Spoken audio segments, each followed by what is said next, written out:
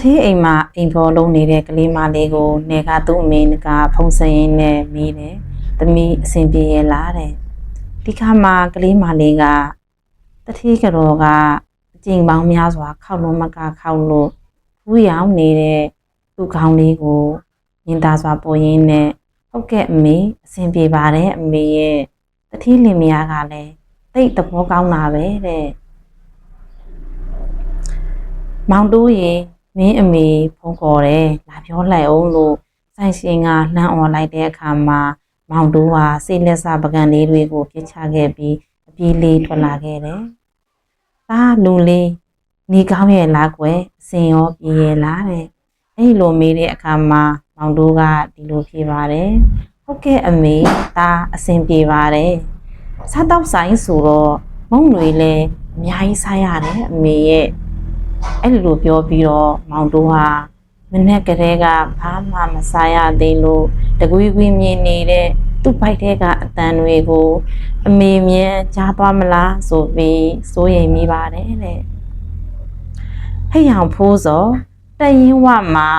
မင်းအဖေအဲ့တွေ့လာနေတယ်တွားတွေ့လိုက်အောင်တဲ့အဲ့ဒီအတန်ကိုကြားတဲ့အခါမှာတသားလေးဖိုးစောကသူ့အိမ်ရအောင်မှာသတင်းစာလေးနဲ့ချစ်ချစ်ပါအောင်လိတ်ပြီးတော့ဖွက်ထားတဲ့ငွေလေးတစ်သိန်းကိုယူပြီးတရင်ဝကိုပြေးသွားခဲ့တယ်တဲ့တရင်ဝရောက်တော့အဖေကသားလေးဖိုးစောမင်းအဆင်ပြေရဲ့လားဒီမှာသားအတွက်သားအမေကဟင်းဘူးတွေထည့်ပေးလိုက်တယ်တဲ့အဲ့လိုပြောတဲ့အခါမှာဖိုးစောကအဖေရဲ့ဘာကြောင့်ဒါတွေယူလာရတာလဲသားအဆင်ပြေတယ်အဖေရဲ့ဒီဟာတွေကိုအဖေတို့စားဖို့ပြန်ယူသွားနော်တဲ့ပြီးတော့လေဒီလသားကအဖေတို့ကိုကြောဖို့အတွက်ငွေတသိန်းကြီးများတောင်ကျန်နေတဲ့အဲ့ဒီလိုပြောပြီးတသားလေးဖိုးစောကမြေပြင်မှာပစစ်ထုတ်ပြီးသူ့အဖေကိုထိုင်ပြီးတော့ကြောရှာတယ်ဒီခါမှာသူ့အဖေကသားရင်သားသုံးဖို့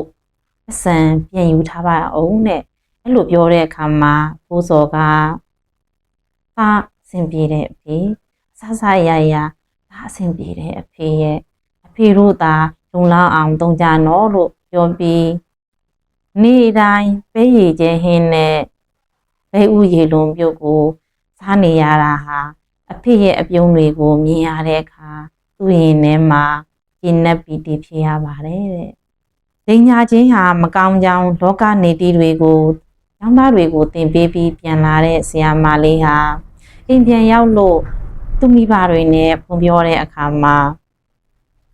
ဘွတ်တော်ရဲ့လမ်းလျှောက်ရတဲ့ဒုက္ခတွေကိုမေ့ပြီးတော့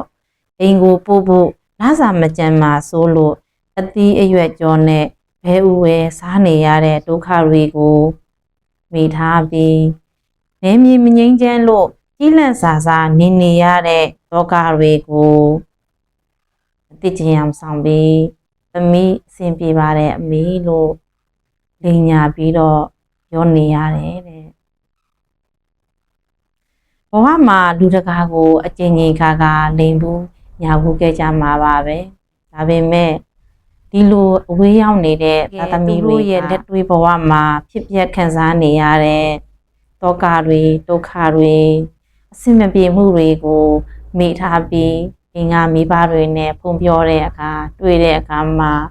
သားတို့အဆင်ပြေပါတယ်အဖေသမီးတို့အဆင်ပြေပါတယ်အမေလို့လိန်ညာပြီးပြောခဲ့ကြတဲ့မှုသားတွေဟာတိတ်ကိုခန္ဓာကြီးကျယ်တာပါပဲတဲ့